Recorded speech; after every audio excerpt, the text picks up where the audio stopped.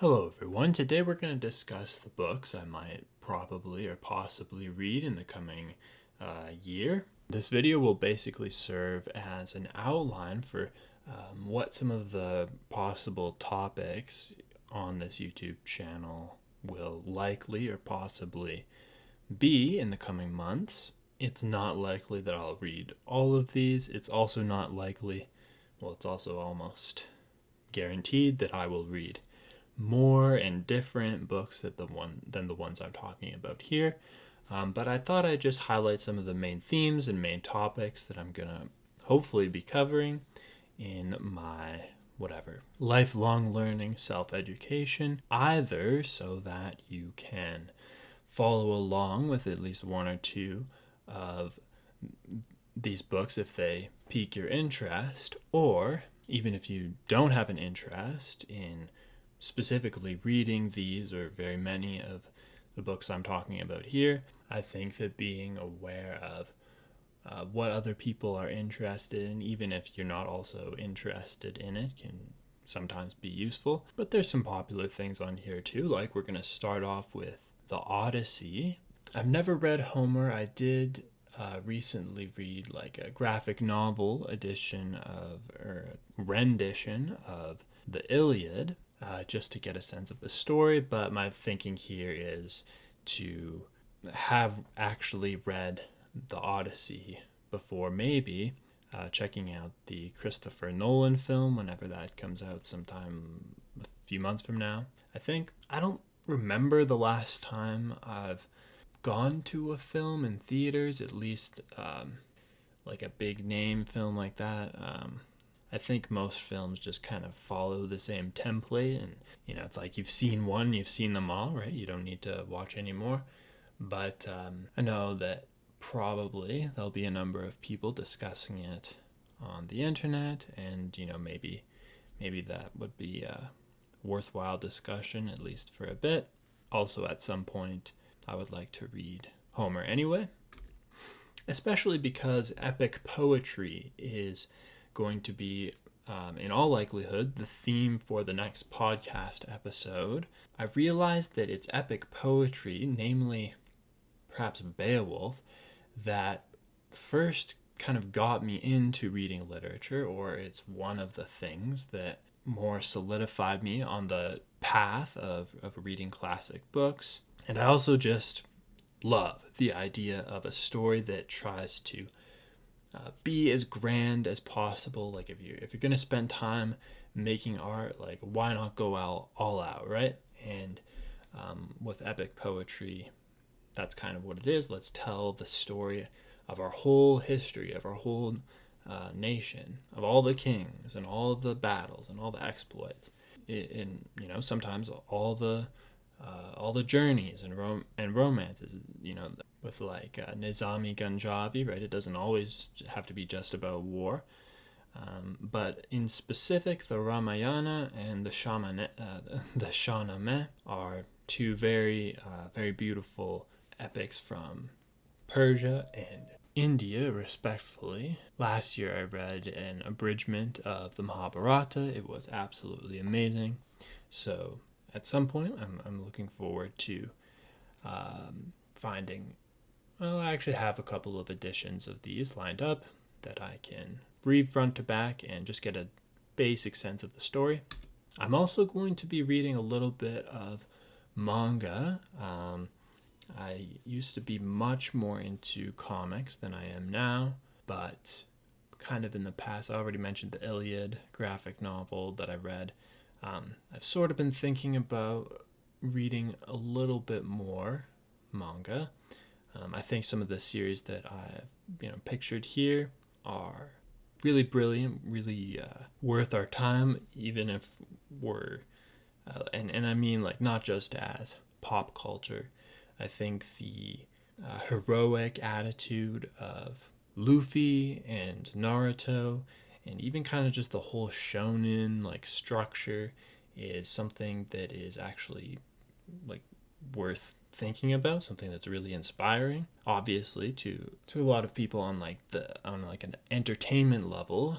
But I really think that like with Naruto, for example, the determination of the character of Naruto to believe in his friend, to stand up to basically for goodness in the face of every flavor of evil that the Akatsuki and the Uchiha and the what's that guy's name, Orochimaru, consistently challenge him with throughout the series. Gaara earlier in the series, and then he proves to all of them that his devotion to goodness is not coming from a place of naivety. I think that is just a really, really beautiful story. It's worth talking about. I've read or started to read a number of these other manga on the screen, and maybe we'll continue that throughout the year. I also recently read Shakespeare's Hamlet, and in a couple weeks or later in February or January, whenever it is, I'm going to post a series here on this channel where I just read Hamlet. So look forward to that. Subscribe if that's something you're into. Poetry. I'm also going to read poetry this year. I've, pictured a few examples of poets that I'm either probably going to read or that I've sampled one or two poems recently and am very interested in them. There's also lots of poets on Substack. Some of them, many poets actually are still alive, and that's where some of them have been posting various works. I post poetry on Substack as well, if that's something that you're interested in. There's always links to that in the description. But yeah, there's some great poetry by a bunch of these random people in Europe, and in the case of William Carlos Williams and Sor Juana Inés de la Cruz in the Americas too, who, I don't know what it was, they just had some kind of personality or some kind of idea, and they just put it into some poems. And yeah, like I said, I've sampled some of these. Leopardi's writing is incredibly, incredibly vividly beautiful. There's bits of that, I think, in Anna Akhmatova as well. Sor Juana Inés de la Cruz is this really savage, but also, I think, morally, religiously oriented nun who, my first impression is that she's just ruthless in standing up for whatever she believes in with her poetry. And so, I think that, there are other poets as well that, who knows what I'll discover as the year goes by. Maybe I'll find something in a bookstore. Maybe I'll be on a Google search and I'll just find some new poet that I've never heard of. And I also have plans to continue writing poetry as well. Okay, so philosophy. There was a time where philosophy, I almost considered it to be the main subject that I was interested in. As I've looked a little bit more into it, I realized that it's not easy to read a book of philosophy. It's not like a novel where, even if it is really complicated, you can just kind of sit through it to get a gist of the story, and that can be good enough to at least start to get something out of it. But a lot of the times, a philosophy text has to be read very, very closely or multiple times. Not that you shouldn't read novels multiple times, but these philosophers, they've set up these very, very elaborate ideas, and until you build your mind, and in some cases also your worldview and your heart, to match that level of thinking, the text will just be confusing and won't be useful. So what I've got here is what I think is some pretty, for me at least, modest, achievable goals for what I'd like to read in the subject of philosophy. I've been meaning to read some Christian theology or Christian philosophy for a while. I was raised in a Catholic context, but I've never really actually seriously read about the doctrine or the philosophy behind Christianity, and at least not in any detail. And St. Augustine, for me, I think is I think, going to be one of the most accessible or at least important, influential figures. Nietzsche, I'm very familiar with Nietzsche. I've read probably more Nietzsche than any other author. And so I don't think it's likely that I'll go an entire year without at least briefly returning to it. Maybe checking out some of his earlier essays that I haven't read or not in a while. I've been meaning to talk actually about Nietzsche a bit on this channel, including some of his stuff about history, the uses and abuses of history. Also, there's a really great lecturer on YouTube called Wes Cecil, who's currently doing a series on Beyond Good and Evil. That's why that book is there. I've been kind of glancing at that again. Yeah, you can't go wrong with Nietzsche. Plato, even though I don't understand Plato yet, I also find it actually kind of fun to read. He writes basically, the dialogues are basically like these little plays or stories about Socrates, being rude to other people with his philosophical ideas. Good for him. Of course, he was a legend, whatever. Didn't run away even when knew he was going to drink hemlock. Really courageous man, brave guy. But it's probably going to be a while before I really understand any of this stuff on a deeper level. I kind of tried to look at the Symposium and Lysisus this last year. I didn't get a whole lot out of that. I don't think I gave them enough attention. The Parmenides is one I've been interested in. Maybe slowly, gradually returning to Plato. And then the one thinker where I am kind of challenging myself a bit is going to be Simone Weil. I recently read one of her books, and it was very, very, for the most part, I think it's right in that sweet spot of being challenging enough for me that I'm really learning, but there are enough ideas you can compare to Nietzsche and different things where I think I can start to approach it. So, for example, I kind of think that Nietzsche and Weil ultimately, even though they might articulate it differently, have similar ideas about truth, or at least humanity's relationship to truth. They might think different things are true, but that's maybe besides the point. Anyway, enough philosophy. There's also French literature. I don't like Voltaire, but I'm going to read him anyway. Madame de Sévigné,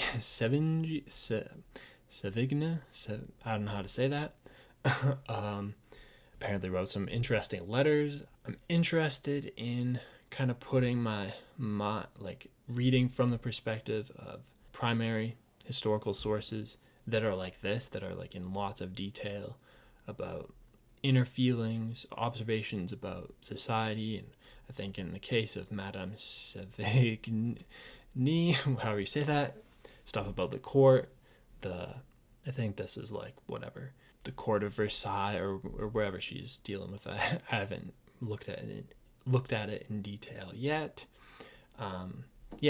We'll see about that. There's also these big novels, these big American novels that at a first glance aren't really my thing. I don't really like, for example, everything that I've heard about Cormac McCarthy sounds really sad, or at least dealing consistently in very heavy topics. Now that's okay, when you study literature, you're going to encounter heavy topics, that's okay. But I don't know, just the tone that I get the impression of not just Cormac McCarthy, but lots of authors in the last 100 years, in my opinion. I don't know, I feel like they're too grouchy. They're too, I understand, okay, the world wars, there's lots of reasons to be sad, whatever. But at the same time, I much prefer pushing through that to have a big positive attitude. At the same time, I haven't read any of it, so maybe I'm, not judging it fairly. So, hey, whatever these authors are, Thomas Pynchon, Cormac McCarthy, maybe, David Foster Wallace, William T. Vollmann, whoever this is, I'm going to try to make an effort and at least read one of these big novels this year. Maybe more, maybe one long one shorter one essay. I think I read a few essays of David Foster Wallace in university. We'll see. Now, as you can see, I've got lots of different interests here, dabbling in different subjects and different time periods and things like this.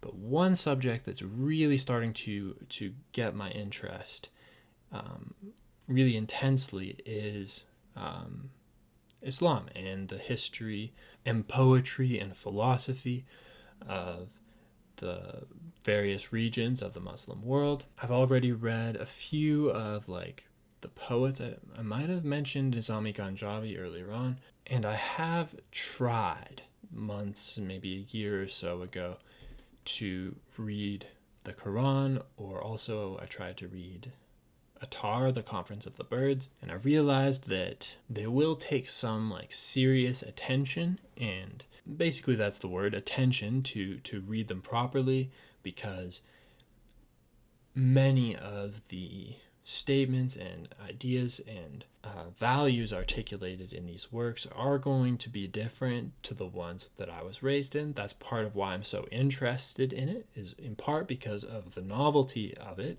Any idea that I learn about this stuff is like completely new to me, and in my opinion that's really exciting, but it's still going to be hard for me to kind of get on the level of these authors, because it is so different to how I've been taught to think in many ways. Sometimes there's stuff that's easily transferable. Like I said, I've really been enjoying Nizami Ganjavi. I think those are probably pretty easy to read for the most part. If you read random quotes or poems from Rumi or Hafez, often those are just very poetic, very beautiful, very accessible, at least on the surface level for people of all faiths across the world. But I do want to understand it with some degree of sincerity, and so that will take some effort. And so I've been considering, hey, maybe I will really go heavy into this topic and look for more writings from some of the other slightly more obscure philosophers and poets. You can't go too obscure, else there just aren't translations available. But insofar as there are English translations, I've listed some specific books here that I might look at. But just in general, the topic of Islam, Sufism, the poetry, the philosophy, also the history of the Islamic world. Really cool stuff, in my opinion. Really interesting to learn about. Okay, then I did a video on Mortimer Adler's 50 whatever books of the Western world, the Great Book series by Mortimer Adler. There's like a tier list video on this channel. And well, obviously a lot of those books are really important. This idea of like a Western canon where we're gonna read like the Greeks, 2 of the Latins, and like a couple of Enlightenment thinkers, and that's gonna be the most important works to read, like, to me that's just a like really limited, really boring way to look at it, in my opinion. But the core, or like the most famous books in the Western canon are really, really interesting. And for me, there's about like 6 or so books from whatever this is, the Western canon of literature, that to me are like really, really interesting, and I want to make it one of the central focuses of what I'm reading. So kind of these books are Homer, maybe Virgil, Dante, the Divine Comedy, Shakespeare, his complete works, but then within that there are some specific Shakespeare plays I'm most interested in: Goethe's Faust and Don Quixote. I've read or tried to read, bits of these, but I've never really sat down to read either Faust or Don Quixote, and I've been meaning to do that for both of them for a while. My idea was to read one of these a year. Like if I read a few Shakespeare plays one year, the next year I would read whatever Homer. A couple years ago or last year or something, I read Dante. And so I figured if it's like an annual thing, since these are, really, many of them are long and like really rich, important, heavy in places, texts, that if I really like took my time with them, I don't know how consistently I'm going to keep to that. I find Shakespeare really fun to read, so I want to like keep returning to that. And then also, I already mentioned the Odyssey, so we'll see which of these books I hopefully, maybe later in the year, get to. It might just come down to whatever I'm feeling like. It's possible I'll put them off if other things come up. But yeah, one or both of these I think would be nice to finally read start to finish. Or I think in both of these cases they're like split up into 2 books or 2 parts. So if I at least read, part one of them, I think that would be pretty achievable and pretty fun. But yeah, after that, I'm just going to be spontaneous. I'm going to read what I feel like reading. I'm going to be open to new topics or returning to old topics that I haven't looked at in a while, or just, following whatever the whims of whatever, what I come across in a bookstore or on YouTube that just inspires me in one direction or another. If you'd like to hear about that or learn about similar texts and philosophies and literatures, subscribe, check out the other videos here. I have a Patreon where I talk about the history, and as we get into it, the specifics of the scale and the scope of different texts in world literature. So any book on any subject from any country, the epic poetry, the drama, the philosophy of mostly like the major like Eurasian civilizations, China, India, Persia, places in Europe, etc. Otherwise, I hope that you have a happy 2026, a good year. And I was going to say also to have a good day. I think if you have a good year, like, it implies that the day will at least be good enough to contribute to a good year. So yeah, I'm sure you'll figure it out. The next video will probably be a clip from the podcast.